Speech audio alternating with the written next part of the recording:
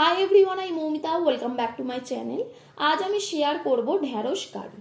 তো এর জন্য প্রথমে ফ্রাই প্যানে 2 চামচ সর্ষের তেল দিয়ে তেলটাকে ভালো করে গরম করে নেব। এরপর দেব 300 গ্রাম ঢ্যাঁড়স। ঢ্যাঁড়সটাকে ভালো করে ভেজে নিতে হবে। মিডিয়াম হিটে ঢ্যাঁড়সটাকে 5 থেকে 6 মিনিট ভেজে নিয়ে তুলে নেব।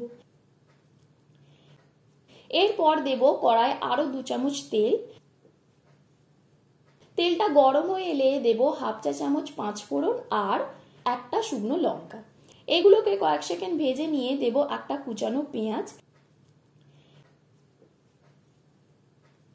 পেঁয়াজটাকে হালকা ব্রাউন করে ভেজে নিয়ে দেব 1 চা চামচ আদা রসুন বাটা। আদা রসুনটাকেও 2 মিনিট ভেজে নিয়ে দেব একটা টমেটো।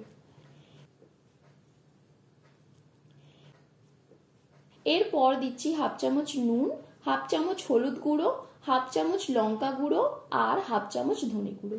এবার সামান্য একটু জল দিয়ে মশলাটাকে 2 মিনিট লো হিটে কষে নেব।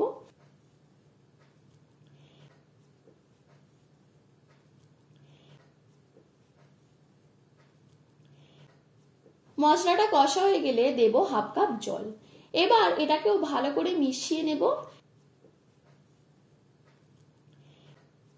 এরপর জলটা ফুটে এলে দেব ভেজে রাখা ঢেঁড়স আর 2টো কাঁচা লঙ্কা।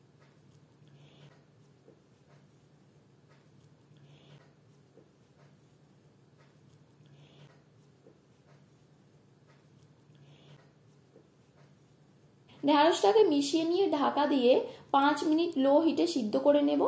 5 মিনিট পর ঢেঁড়সটা তৈরি হয়ে গেছে, এবার নামিয়ে নেব। তো দেখো, খুব সহজেই হয়ে গেল ঢেঁড়স কারি। তো রেসিপিটা ভালো লেগে থাকলে ভিডিওটিকে লাইক ও শেয়ার করে দিও। আর তোমরা কমেন্ট করে জানিও আর কি কি রেসিপি চাও, আর চ্যানেলটিকেও সাবস্ক্রাইব করে দিও।